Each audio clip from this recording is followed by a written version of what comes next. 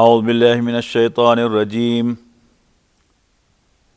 بسم اللہ الرحمن الرحیم ووصینا الانسان بوالدیہ حملته امہ وہنا علی وہن وفصالہ فی عامین ان اشکر لی ولوالدیک الی المصیر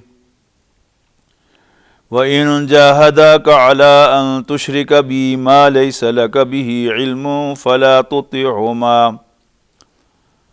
وَصَاحِبْهُمَا فِي الدُّنْيَا مَعْرُوفًا وَاتَّبِعْ سَبِيلَ مَنْ أَنَابَ إِلَيَّ ثُمَّ إِلَيَّ مَرْجِعُكُمْ فَأُنَبِّئُكُمْ بِمَا كُنتُمْ تَعْمَلُونَ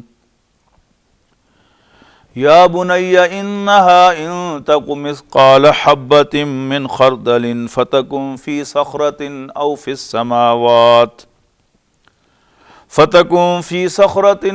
السماوات او فی الارض یأت بها اللہ ان اللہ لطیف خبیر یا بنی اقم الصلاة وأمر بالمعروف وانہ عن المنکر واصبر علی ما اصابک ان ذلک من عزم الامور ولا تصعر خدک للناس ولا تمش فی الارض مرحا ان اللہ لا يحب كل مختال فخور وَاقْصِدْ فِي مَشْيِكَ وَاغْضُضْ مِنْ صَوْتِكَ إِنَّ أَنْكَرَ الْأَصْوَاتِ لَصَوْتُ الْحَمِيرِ وَوَصَّيْنَا الْإِنسَانَ بِوَالِدَيْهِ، اور ہم نے انسان کو اس کے والدین کے بارے میں تاکید کی ہے، نصیحت کی ہے۔ حملتہ امہ وہنا علی وہن، اس کی ماں نے دکھ پر دکھ جھیل کر اس کو پیٹ میں رکھا۔ وفصالہ فی عامین، اور 2 سال میں اس کا دودھ چھڑانا ہوا۔ ان اشکر لی ولوالدیک،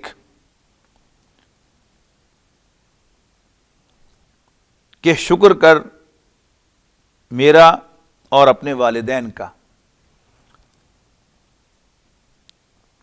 یہاں پر اصل وصیت جو ہے وہ یہی ہے۔ درمیان میں والدہ کے بارے میں جو 2 باتیں ارشاد فرمائی گئی ہیں، ان کی حیثیت ایڈجیکٹو کلاز کی ہے، جبکہ اس کی پرنسپل کلاز وہ ایسے ہے وَوَصَّيْنَا الْإِنسَانَ بِوَالِدَيْهِ أَنِ اشْكُرْ لِي وَلِوَالِدَيْكَ، کہ ہم نے انسان کو وصیت کی ہے کہ شکر کر میرا اور اپنے والدین کا۔ لیکن درمیان میں ایک جملہ ایڈجسٹ کیا گیا ہے کہ اس کی خاص طور پر اس کی ماں کہ جس نے اس کو کمزوری پر کمزوری برداشت کرتے ہوئے اٹھائے رکھا اپنے پیٹ میں، اور پھر 2 سال میں اس کا دودھ چھڑانا ہوا۔ قرآن مجید میں کوئی 5 مقامات آپ کو ایسے ملیں گے کہ جن میں اللہ تعالیٰ نے اپنے حق بندگی کہ فوراً بعد والدین کے حقوق کا تذکرہ کیا ہے۔ اللہ تعالیٰ جو ہمارا خالق و مالک ہے، اسی کے ہم بندے ہیں، اسی نے ہمیں تخلیق فرمایا ہے، اور وہی ہماری ٹیک کیئر کرتا ہے۔ ان 2 حیثیتوں کے اعتبار سے پیدا کرنا اور ابتدائی ٹیک کیئر، ابتدائی نگہداشت، پرورش، اس میں اگرچہ اصل خالق اور اصل پالنے والا تو اللہ ہے، لیکن یہ کام اللہ تعالیٰ نے والدین سے لیا ہے، ان کو اس کام کے لیے مقرر کیا ہے۔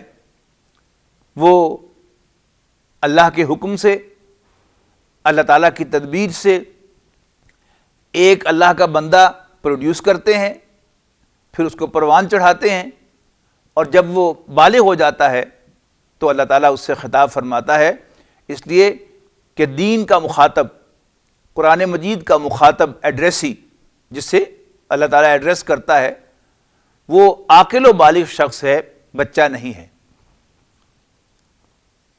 تو چونکہ اللہ تعالیٰ کی ان دو بنیادی حیثیتوں کے اعتبار سے اللہ تعالیٰ سے قریب ترین اس کے والدین ہیں، غالباً یہی وجہ ہے کہ اللہ تعالیٰ نے 5 مرتبہ اپنے حق بندگی کے فوراً بعد والدین کے حقوق کا ذکر کیا ہے۔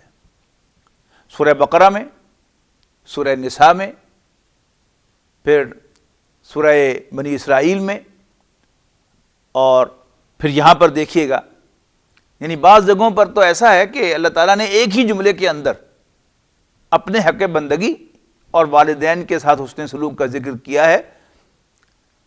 کہیں فرمایا اللہ تشرک بی شیئا وبالوالدین احسانا، اور کہیں فرمایا وقضى ربک الا تعبدوا الا ایاہ وبالوالدین احسانا، اور تیرے رب نے فیصلہ فرما دیا ہے کہ تم اس کے سوا کسی اور کی بندگی نہ کرو اور والدین کے ساتھ حسن سلوک کرو۔ جہاں تک والدین کے ساتھ حسن سلوک کی تفصیلات کا تعلق ہے، اس میں سورہ بنی اسرائیل کا 3واں رکوع جو ہے وہ چوٹی ہے، لیکن جو سب سے جامع مقام ہے قرآن مجید کا والدین کے حقوق کے سلسلے میں، وہ یہی مقام ہے سورہ لقمان کا 2واں رکوع۔ اس میں والدین کے حق کا بھی ذکر کیا ہے اور ان کی لمیٹیشن کا بھی ذکر کیا ہے۔ پھر اس لمیٹیشن کے بعد یہ بھی واضح کیا ہے کہ جو لمیٹیشن ہے وہ اپنی جگہ پر ہے، لیکن اس سے والدین کے حقوق ساقط نہیں ہوتے۔ تو یہاں دیکھیے، سب سے پہلے تو یہ فرمایا کہ ہم نے انسان کو اس کے والدین کے سلسلے میں نصیحت کی ہے، تاکید کی ہے کہ شکر کر میرا اور اپنے والدین کا۔ اور جیسا کہ میں نے پچھلی نشست میں عرض کیا تھا کہ شکر گزاری یہ جو ہے، جیسے میں نے عرض کیا تھا پچھلی نشست میں کہ شکر گزاری ایک بہت ہی پازیٹیو نیچر ہے، فیچر ہے انسان کی شخصیت کا۔ اگر انسان کے اندر کسی کا احسان ماننے کی روش ہے تو اس کا مطلب ہے کہ اس میں انسانیت ہے، اور اگر کوئی شخص کسی کا احسان نہیں مانتا تو اس کا مطلب یہ ہے کہ وہ انسانیت کے ایک بہت اہم وصف سے عاری ہو چکا ہے۔ اور شکر گزاری میں سب سے پہلے اللہ اور اس کے بعد والدین۔ اس کے بعد فرمایا الی المصیر، میری ہی طرف تم سب کا لوٹ کر آنا ہے۔ یعنی والدین کے ساتھ تعلق اور باقی انسانوں کے ساتھ تعلق اس دنیا کی حد تک ہے، الٹیمیٹلی جس کے حضور انسان کو حاضر ہونا ہے وہ خود اللہ تعالیٰ ہے۔ والدین بھی اللہ ہی نے بنائے ہیں، اولاد بھی اللہ ہی نے بنائی ہے، تمام رشتے بھی اللہ ہی نے بنائے ہیں، والدین کے دل میں شفقت بھی اللہ تعالیٰ ہی نے ڈالی ہے۔ وہ اپنی اولاد کے لیے جو قربانی کرتے ہیں اس کا ریٹرن ان کو دینا ہے، لیکن یہ یاد رکھنا ہے کہ والدین کے دل میں شفقت اللہ ہی نے ڈالی ہے، لہذا سب سے پرائر، سب سے اوپر شکر اللہ کا اور پھر والدین کا۔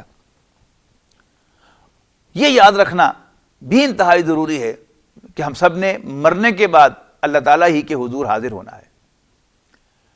یہ جو تصور ہے، یہ جس قدر انسان کو یاد رہتا ہے اتنا ہی انسان راہ راست پر رہتا ہے، اور جس درجے انسان کو یہ بات بھول جاتی ہے کہ میں نے مرنا ہے اور مرنے کے بعد اپنے رب کے حضور دوبارہ زندہ ہو کر پیش ہونا ہے، اتنا ہی انسان راہ راست سے ہٹ جاتا ہے۔ اس کے بعد فرمایا وَإِن جَاهَدَاكَ، اب وہ میں نے عرض کیا جو لمیٹیشن جو ہے والدین کے حقوق کی، اب اس کا ذکر ہو رہا ہے۔ وَإِن جَاهَدَاكَ عَلَىٰ أَن تُشْرِكَ بِي مَا لَيْسَ لَكَ بِهِ عِلْمٌ، اور اگر وہ تمہیں فورس کریں، لفظی ترجمہ ہوگا اگر وہ تمہارے ساتھ جہاد کریں، لیکن مراد کیا ہے؟ اگر وہ تمہیں فورس کریں، تم پر دباؤ ڈالیں، تمہیں مجبور کریں، عَلَىٰ أَن تُشْرِكَ بِي، اس پر کہ تو میرے ساتھ کسی کو شریک بنائے، مَا لَيْسَ لَكَ بِهِ عِلْم، جس کے لیے تمہارے پاس کوئی علم نہ ہو، کوئی دلیل نہ ہو، کوئی اتھارٹی نہ ہو، فَلَا تُطِعْهُمَا، تو ان کا کہنا نہ ماننا۔ اور نبی اکرم صلی اللہ علیہ وسلم نے نہ صرف والدین بلکہ ایک بڑا اصول جو ہے وہ واضح کر دیا کہ لا طاعت لمخلوق فی معصیت الخالق، خالق عز و جل کی نافرمانی کرتے ہوئے مخلوق میں سے کسی کی اطاعت نہیں کی جا سکتی، کوئی بھی ہو۔ اب حقوق میں سب سے پرائر والدین ہیں، لیکن والدین کی بھی اطاعت اللہ کی نافرمانی کرتے ہوئے نہیں کی جا سکتی۔ جہاں دو حکم ٹکرائیں گے، ایک طرف اللہ کا حکم، دوسری طرف والدین کا حکم، تو اللہ کا حکم مانا جائے گا اور والدین کا حکم نہیں مانا جائے گا۔ استاد ہو، باس ہو، امپلائر ہو، سب کا معاملہ یہی ہے۔ اگر ایک طرف اللہ کا حکم ہے اور دوسری طرف ان میں سے کسی کا حکم ہے تو اللہ کا حکم مانا جائے گا، اس لیے کہ وہ ہمارا رب ہے، ہمارا آقا ہے، ہمارا خالق ہے، پھر اسی کے حضور ہماری پیشی ہے، وہ ہمارے نفع اور نقصان کا مالک ہے، زندگی اور موت کا مالک ہے، تو اس کی نافرمانی نہیں ہو سکتی۔ ہاں، اس کے مقابلے میں ہر ایک کی نافرمانی ہو سکتی ہے۔ تو وَإِن جَاهَدَاكَ عَلَىٰ أَن تُشْرِكَ بِي مَا لَيْسَ لَكَ بِهِ عِلْمٌ فَلَا تُطِعْهُمَا وَصَاحِبْهُمَا فِي الدُّنْيَا مَعْرُوفًا۔ اور البتہ، اب یہاں پر یہ اور جو ہے یہ البتہ کے معنوں میں ہے کہ ان کی اطاعت تو نہ کرو، ان کا کہنا تو نہ مانو، ان کی باتوں میں آ کر ان کے مجبور کرنے پر میرے ساتھ کسی کو شریک تو نہ بناؤ، لیکن صاحبہما فی الدنیا معروفا، دنیا میں ان کے ساتھ جو اچھا سلوک ہے وہ کرتے رہو۔ اب وہ اچھا سلوک کیا ہے کہ والدین نے ایک سٹیج پر تمہاری ہر ضرورت پوری کی تھی، آج اگر وہ تمہارے سامنے اس حال کو آ جائیں کہ انہیں کھانے کے لیے، پینے کے لیے، اپنی ضروریات کے لیے، دوا دارو کے لیے یا موومنٹ کے لیے تمہاری ضرورت ہو، تو تم وہ سب کچھ انہیں خوش دلی کے ساتھ ایسے ہی پرووائڈ کرو جیسے انہوں نے خوش دلی کے ساتھ تمہیں وہ سب کچھ پرووائڈ کیا تھا۔ وَاتَّبِعْ سَبِيلَ مَنْ أَنَابَ إِلَيَّ، اور پیروی کرو اس کے راستے کی جو میری طرف متوجہ ہوتا ہے، جو میری طرف رجوع کرتا ہے، جو میرے راستے پر چلتا ہے۔ ثُمَّ إِلَيَّ مَرْجِعُكُمْ، پھر میری ہی طرف تم سب کا لوٹ کر آنا ہے۔ فَأُنَبِّئُكُم بِمَا كُنتُمْ تَعْمَلُونَ، پھر میں تمہیں جتلاؤں گا کہ تم کیا کچھ کرتے رہے ہو۔ اب حضرت لقمان ہی کی اگلی نصیحت اپنے بیٹے کو بیان کی جا رہی ہے، یا بنیا، بیٹا، انہا ان تکو مثقال حبۃ من خردل، کوئی عمل اگر رائی کے دانے کے برابر بھی ہوگا، یعنی جو بھی ناپ تول میں آنے والی چیزیں ہیں، قرآن مجید کے نزول کے وقت اس میں سب سے چھوٹی سی چھوٹی چیز جو تھی وہ کیا تھا؟ رائی کا دانہ تھا، وہ چھوٹا سا۔ تو قرآن مجید میں عربی زبان میں محاورے کے طور پر اسی کا ذکر ہوتا ہے، یا بنیا انہا ان تکو مثقال حبۃ من خردل فتکن فی صخرۃ، اور پھر ہو وہ کسی پتھر میں، کسی چٹان میں، یعنی پہاڑ کی غار میں، او فی السماوات، یا آسمانوں کی بلندیوں پر، او فی الارض، یا زمین کی تہ میں۔ یعنی کوئی شخص کوئی عمل کرے کسی پہاڑ میں چھپ کر، یا کسی زمین کے اندر کوئی کھائی کھود کر اس میں چھپ کر کرے، سرنگ بنا کر، یا کہیں بلندیوں پہ جا کر کرے، ہوائی جہاز میں، یا کسی راکٹ میں سوار ہو کر وہ کسی اور جگہ پر جا کے کرے، یاتی بہ اللہ، اللہ اسے لے آئے گا۔ یعنی انسان کا سب کچھ اللہ کے سامنے ہے ہر وقت، اور وہ ریکارڈ بھی ہو رہا ہے۔ اب آج سے 30-40 سال پہلے شاید یہ باتیں جو ہے وہ کنسیویبل نہیں تھیں، لیکن آج وہ بالکل کنسیویبل ہیں۔ یعنی جب سے الیکٹرو میگنیٹک ویوز دریافت ہوئی ہیں کہ ہر جگہ کچھ لہریں جو ہیں وہ فضا کے اندر موجود ہیں، اور یہی وہ لہریں ہیں جن کے ذریعے سے ہمارا فون جو ہے وہ دوسری طرف ریسیو ہوتا ہے۔ میرے فون کی گھنٹی بجتی ہے اور میں آپ سے گفتگو کرتا ہوں فون پر، کس ذریعے سے؟ انہی الیکٹرو میگنیٹک ویوز کے ذریعے سے۔ ٹی وی آن کرتا ہوں، ہزاروں میل دور سے تصویر بھی دیکھنا شروع کر دیتا ہوں، یا آواز سننا شروع کر دیتا ہوں ریڈیو پر۔ تو یہ الیکٹرو میگنیٹک ویوز کس کی بنائی ہوئی ہیں؟ اللہ تعالیٰ کی بنائی ہوئی ہیں۔ اور جیسے آج کمپیوٹر کے ذریعے سے یہ ویوز جو ہیں جہاں چاہیں آپ پروسیس کر کے جو ہے وہ ڈاؤن لوڈ کر سکتے ہیں، اور جہاں چاہیں ان کا ریکارڈ جو ہے وہ نئے سرے سے نکال سکتے ہیں ہماری بنائی ہوئی ایکوپمنٹ میں سے۔ تو اللہ تعالیٰ نے جو نظام بنایا ہے، ہم کچھ نہیں کہہ سکتے کہ ہمارے جسم میں کتنی جگہوں پر اس کا ریکارڈ جو ہے وہ موجود ہوگا، اور جب اللہ تعالیٰ چاہے گا جسم کا ہر حصہ جو ہے وہ اپنے ریکارڈ جو ہے وہ پروڈیوس کر دے گا۔ اور نہ جانے ہواؤں میں، فضاؤں میں کہاں کہاں ہماری ساری چیزیں جو ہے وہ ریکارڈ ہو رہی ہیں۔ تو اللہ تعالیٰ کے حکم سے جب اس کا حکم ہوگا ریکارڈ ریپروڈیوس کرنے کے لیے، تو ہر چیز جو ہے اس کائنات کی ہمارے ریکارڈ جو ہے وہ اللہ تعالیٰ کے سامنے پروڈیوس کر دے گی۔ تو بیٹا اگر کوئی عمل as small as mustard seed, یعنی رائی کے دانے کے برابر بھی چھوٹا ہو، اور تم نے کہیں بھی کیا ہو، آسمانوں کی بلندیوں پر کیا ہو، زمین کی تہ میں جا کے کیا ہو، یا کسی پہاڑ کے غار میں چھپ کے کیا ہو، یات بہ اللہ، اللہ اسے لے آئے گا۔ ان اللہ لطیف خبیر، بے شک اللہ تعالیٰ باریک بین اور باخبر ہے۔ لطیف کے دو معنی ذہن میں رکھیے گا، لطیف کے معنی باریک بین کے بھی ہیں اور لطف و کرم والے کے بھی ہیں، اور دونوں ہی صحیح ہیں یہاں پر، کہ اگر لطیف کو باریک بین کے معنوں میں لیا جائے تو یہ خبیر ہی کو ری ایمفیسائز کرتا ہے، زیادہ تاکید پیدا کرتا ہے اس میں، اور اگر لطیف کو دوسرے معنوں میں لیا جائے تو پھر اللہ تعالیٰ کی ایک رحمت کا ایک تھوڑا سا اشارہ جب وہ بھی آتا ہے کہ اگرچہ اللہ تعالیٰ ہمارے ہر عمل سے باخبر ہے، لیکن کیونکہ وہ لطف و کرم والا ہے لہذا وہ ہر وقت ہمارا مواخذہ نہیں فرماتا۔ یا بنیا اقم الصلاۃ وامر بالمعروف ونہی عن المنکر، بیٹا نماز قائم کر، وامر بالمعروف اور بھلائی کا حکم دے، ونہی عن المنکر اور برائی سے روک۔ اب نماز جو ہے، اگر تو حضرت لقمان واقعی شریعت کے پیروکار تھے تو پھر تو باقاعدہ جو بھی اس وقت نماز ہوگی اس کی طرف اشارہ ہوگا، اور اگر ان کے سامنے کوئی شریعت نہیں تھی، وہ صرف ایک دانائی کی بنیاد پر اللہ تعالیٰ کو پہچان رہے تھے اور اللہ تعالیٰ کا اور والدین کا حق جو ہے وہ ان کے سامنے تھا، تو پھر اس سے مراد جو ہے وہ اللہ تعالیٰ کی طرف توجہ کرنا، اللہ تعالیٰ کو یاد کرنے کا کوئی نہ کوئی نظام جو ہے اس کو بنانا، اس لیے کہ صلاۃ کے لفظی معنی جو ہیں وہ متوجہ ہونے کے ہیں اور گرم جوشی کے ہیں۔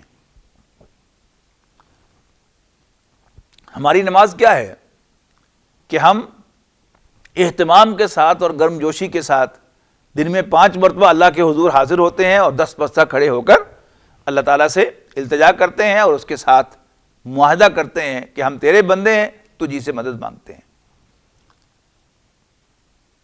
تو یا بنی اقم الصلاۃ، بیٹا نماز قائم کر، یعنی اللہ تعالیٰ کو یاد کرنے کا کوئی فارمل ریگولر نظام ضرور بنا۔ وامر بالمعروف، اور بھلائی کا حکم دے۔ معروف کا لفظ جو ہے یہ عرف سے نکلا ہے، جس کے معنی ہوتے ہیں پہچان، فلاں اور فلاں، فلاں جو فلاں نام سے پہچانا جاتا ہے۔ تو معروف جو ہے یہ لفظ آتا ہے نیکی کے لیے، اچھائیوں کے لیے، ورچوز کے لیے، لیکن اس کا سینس کیا ہے کہ نیکی جو ہے وہ انسان کے اندر جو اللہ تعالیٰ نے ایک نظام بنایا ہے، اس کا دل، روح، پھر ضمیر، ان سب کے لیے یہ ایکسیپٹیبل چیز ہے، جانی پہچانی چیز ہے، اور انسان کا اندر جو ہے وہ نیکی کو پہچانتا ہے اور پسند کرتا ہے، جبکہ برائیاں جو ہیں ان کو ہمارا اندر جو ہے وہ پسند نہیں کرتا، وہ اس سے نفرت کرتا ہے۔ خواہ انسان کوئی برا کام کر بھی لے تو انسان کا ضمیر اسے بائٹ کرتا ہے، اسے برا بھلا کہتا ہے کہ یہ کیا حرکت کی ہے تم نے، اس لیے کہ برائی جو ہے اس سے ہمارا جو اندر ہے وہ مانوس نہیں ہے، نیکی سے مانوس ہے۔ اقم الصلاۃ وامر بالمعروف، بھلائی کو حکم دے، بھلائی کو پروموٹ کر، نیکی کی ترویج کر، ونہا عن المنکر، اور برائی سے روک، برائی کا سد باب کر، برائی کا استئصال کر، واصبر علی ما اصابک، اور جھیل اور برداشت کر پھر جو تم پر بیتے۔ یعنی انسان کا کامن سینس تو یہ کہتا ہے کہ اگر میں بھلائی کی تلقین کروں گا تو جیسے مجھے بھلائی اچھی لگتی ہے سب کو اچھی لگتی ہوگی، لوگ بڑا اپریشیٹ کریں گے۔ میں برائی سے روکوں گا تو لوگ مجھے شاباش دیں گے، میرا شکریہ ادا کریں گے کہ آپ نے ہمیں برائی سے بچا لیا۔ لیکن ایسا کرنے والے لوگ بہت کم ہوتے ہیں۔ اکثر و بیشتر انسان کا یہ عمل جو ہے وہ سوسائٹی میں پسند نہیں کیا جاتا، بلکہ ناپسند کیا جاتا ہے، اس کے خلاف ریئیکشن ہوتا ہے۔ آپ کے گلے میں ہار کوئی نہیں ڈالے گا، آپ کو برا بھلا کہیں گے۔ انبیاء کرام کی تاریخ بھی یہی بتاتی ہے۔ حضرت نوح، حضرت ہود، حضرت صالح، حضرت ابراہیم، حضرت لوط، حضرت شعیب، حضرت موسیٰ، حضرت عیسیٰ، ان سب کے ساتھ کیا ہوا؟ انہوں نے بھلائی کو پروموٹ کرنے کی کوشش کی اور برائی کو روکنے کی کوشش کی، لوگ ان کی جانوں کے درپے ہو گئے، انہیں برا بھلا کہا گیا، ان پر پتھراؤ کیا گیا، ان کو زخمی کیا گیا، اور ان کے ساتھیوں کو بھی ایسا ہی کیا گیا۔ تو جو بھی امر بالمعروف اور خاص طور پر نہی عن المنکر کا بیڑا اٹھائے گا، اسے تیار رہنا چاہیے ذہنی طور پر کہ اس کا بڑا سخت رد عمل آئے گا، اور اس کے جواب میں اس پر مصائب کا پہاڑ بھی ٹوٹ سکتا ہے، اس کی جان بھی جا سکتی ہے، اسے طرح طرح کی پریشانیوں کا سامنا کرنا پڑ سکتا ہے، طرح طرح کی رکاوٹیں آ سکتی ہیں۔ وہی شخص یہ کام لے کر چل سکتا ہے جس کے اندر ڈٹرمینیشن ہو، عزم ہو۔ تو فرمایا وَاصْبِرْ عَلَىٰ مَا أَصَابَكَ، پھر جو تم پر بیتے اس پر صبر کر، اس کو جھیل برداشت کر۔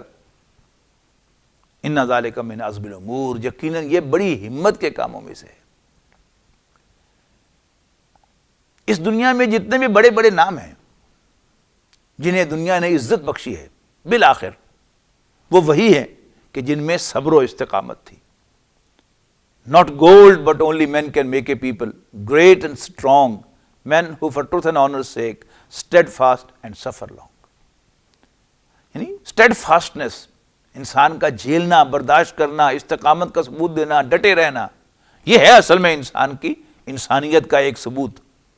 اگر انسان جو ہے وہ برائی کے سامنے گھٹنے ٹیک دے تو پھر کیا فرق ہے اس کے درمیان اور برائی کرنے والوں کے درمیان؟ اصل میں صاحب عزیمت لوگ وہی ہیں کہ جن پر کچھ بھی بیت جائے وہ جس کام کو صحیح سمجھتے ہیں اس کو جاری رکھتے ہیں، نتائج سے بالکل بے پرواہ ہو کر۔ ان ذالک لمن عزم الامور، ان ذالک من عزم الامور، یقیناً یہ بڑی ہمت کے کاموں میں سے ہے۔ اس کے بعد فرمایا ولا تصعر خدک للناس، یعنی انسان کی شخصیت کی جو ڈارک آسپیکٹس ہیں ان میں سے ایک کیا ہے؟ تکبر، عجب، اپنے آپ کو بڑا سمجھنا، بڑی شے سمجھنا، اور پھر اپنے جسچر سے اس کا اظہار کرنا، اکڑ کر چلنا، گال پھلا کر کسی سے بات کرنا، یعنی جھک کر کسی سے ملنے کی بجائے اکڑ کر ملنا۔ اب حضرت لقمان کی نصاحے میں کنکلوڈنگ جو چیزیں ہیں وہ یہ ہیں کہ وَلَا تُصَعِّرْ خَدَّكَ لِلنَّاسِ۔ اب کہنے کو بڑی چھوٹی سی بات ہے، لیکن ہم سب جانتے ہیں کہ کوئی شخص بھی اگر ہمیں ملتا ہے، اگر وہ انکساری کے ساتھ ملتا ہے تو ہم پر اس کا بڑا مثبت اثر پڑتا ہے، اور اگر وہ تکبر کے ساتھ ملتا ہے تو ہماری شخصیت اسے ناپسند کرتی ہے۔ لہذا شخصیت کا حسن کس میں ہے؟ اکڑنے میں نہیں ہے۔ اگرچہ شیطان تو انسان کو یہ پٹی پڑھاتا ہے کہ ذرا اکڑ کے رہو نہیں، لیکن اللہ کو یہ اکڑ پسند نہیں ہے. تو فرمایا وَلَا تُصَعِّرْ خَدَّكَ لِلنَّاسِ، اپنے گال لوگوں کے سامنے نہ پھلا. وَلَا تَمْشِ فِي الْأَرْضِ مَرَحًا، اور زمین پر اکڑ کر نہ چل. نبی اکرم صلی اللہ علیہ وسلم کے سامنے ایک صحابی تلوار لے کر میدان جنگ میں اکڑ کر چلے تو نبی اکرم صلی اللہ علیہ وسلم نے فرمایا کہ اللہ کو یہ چال انتہائی ناپسند ہے مگر آج کے دن. یعنی اللہ کے دشمنوں پر رعب ڈالنے کے لیے تو اکڑنے کا حکم ہے، نہ صرف یہ کہ وہ جائز ہے بلکہ اس کا حکم ہے، لیکن اپنوں پر رعب ڈالنے کے لیے اکڑ کر چلنا یہ اللہ کو پسند نہیں ہے. ان اللہ لا يحب كل مختال فخور، بے شک اللہ تعالیٰ نہیں پسند فرماتا کسی بھی اکڑنے والے کو اور شیخی خورے کو، فخر کرنے والے کو. گھوڑے کو جب ذرا خوب مسالہ وغیرہ دیا جائے تو وہ جو گردن کو یوں کر کے چلتا ہے اس چال کو اختیال کہتے ہیں عربی زبان میں. وہی لفظ جو ہے وہ یہاں آیا ہے کہ بے شک اللہ تعالیٰ کسی بھی اکڑنے والے کو اور شیخی خورے کو، فخر کرنے والے کو پسند نہیں فرماتا. اور ہم سب اپنے اوپر قیاس کر سکتے ہیں کہ کوئی شخص جو ہے وہ ڈینگے ہی مارتا چلا جائے اور اپنے ہی تذکرے کرتا چلا جائے تو کوئی مجبوری ہو تو ہم بیٹھ کر اس کی بات سن لیں گے، ورنہ ہماری طبیعت اس سے کوئی مسرت محسوس کبھی نہیں کرتی. لیکن شیطان جو ہے یا انسان کا نفس جو ہے وہ اسے یہی پٹی پڑھاتا رہتا ہے کہ ذرا لوگوں پر رعب ڈالو، ذرا اکڑ کے چلو لوگوں کے سامنے تاکہ تمہاری عزت کی جائے. عزت اس میں نہیں ہوتی، عزت جو ہے وہ انکساری میں ہوتی ہے. کسی کو اللہ تعالیٰ نے اونچا مقام دیا ہو لیکن اس کے باوجود اس کے اندر انکساری ہو تو وہ شخصیت جو ہے وہ لوگوں کو لبھاتی ہے، لوگوں کو خوش آتی ہے، لوگ اسے پسند کرتے ہیں اور ان ریٹرن لوگ اس کی عزت کرتے ہیں. اور آخری بات، یہ فنیشنگ ٹچ ہے شخصیت کی، وقصد فی مشی کا وغضض من صوتک، اور اپنی چال میں میانہ روی اختیار کر. یعنی یہ گریس جو ہے انسان کی شخصیت کی، یہ اس کے پہلو ہیں کہ ایک شخص جو ہے وہ بہت تیز چلتا ہے تو اس سے بھی اس کی شخصیت کا کوئی اچھا امپریشن نہیں پڑتا، اور کوئی بالکل ہی مریل چال چل رہا ہو اس کا بھی کوئی اچھا امپریشن نہیں پڑتا. چال کے اندر میانہ روی، یعنی ایک تو ہے نا اکڑ کے بغیر، یہاں دوسرا پہلو ہے کہ بہت زیادہ تیز بھی نہ چلا جائے، اس سے بھی انسان کی شخصیت مجروح ہوتی ہے، اور بہت زیادہ جو ہے وہ انسان مریل چال بھی نہ چلے بلکہ ایک درمیانی چال ہو. اور پھر ایک اور چیز ہے کہ انسان بعض اوقات اونچی آواز سے لوگوں کو امپریس کرنا چاہتا ہے. ایک ہے کہ بڑا مجمع ہے، اس سے آپ خطاب کر رہے ہیں، بہت سے لوگ بیٹھے ہیں جو آپ کی بات سننا چاہتے ہیں، تو آپ کو ضرور اونچی آواز میں بولنا چاہیے تاکہ لوگوں کو سننے میں آسانی ہو. نبی اکرم صلی اللہ علیہ وسلم جب خطبہ دیتے تھے تو آپ کا چہرہ سرخ ہو جاتا تھا، ایسا معلوم ہوتا تھا، صحابہ فرماتے ہیں کہ جیسے آپ کسی فوج کو حملہ کرنے کا حکم دے رہے ہو. لیکن عام جو آپ کی گفتگو تھی وہ اتنی ہوتی تھی کہ جتنے لوگ ہیں ان تک وہ بات جو ہے وہ آسانی سے پہنچ جائے، ان کی رسول اللہ صلی اللہ علیہ وسلم کی آواز، اور اس سے زیادہ نہیں. لیکن انسان بعض اوقات اونچی آواز میں بول کر لوگوں پر اپنا رعب ڈالنا چاہتا ہے، اپنا اثر جو ہے وہ ڈالنا چاہتا ہے، لوگوں کو امپریس کرنا چاہتا ہے. تو اس کی طرف اشارہ کیا گیا کہ اگر اونچی آواز میں صرف آواز کے اونچے ہونے کی وجہ سے کوئی حسن ہوتا تو پھر گدھے کی آواز جو سب سے اونچی آواز ہے تمام جانوروں میں، وہ لوگوں کو بہت لبھاتی، بہت اچھی لگتی. حالانکہ ہم سب جانتے ہیں کہ سب سے مکروہ آواز، سب سے ناپسندیدہ آواز، ایسی آواز جس سے انسان کی شخصیت ایورشن کا مظاہرہ کرتی ہے، ایورشن دکھاتی ہے، وہ گدھے کی آواز ہے. تو فرمایا وقصد فی مشیک وغضض من صوتک، اور اپنی چال میں میانہ روی اختیار کر اور اپنی آواز کو پست رکھ. ان انکر الاصوات لصوت الحمیر، یقیناً سب سے زیادہ مکروہ، ناپسندیدہ آواز گدھے کی آواز ہے. یہ منکر جو اوپر آیا تھا، ونہا عن المنکر، یہ اسی کی سپرلیٹو ڈگری ہے. انکر سب سے زیادہ ناپسند. منکر بھی کیا ہے؟ یعنی جس سے انسان کی شخصیت انکار کرے، ناپسند کرے، اور انکر سب سے زیادہ ناپسندیدہ. بارک اللہ لی ولکم فی القرآن العظیم ونفعنی وإیاکم بالآیات والذکر الحکیم۔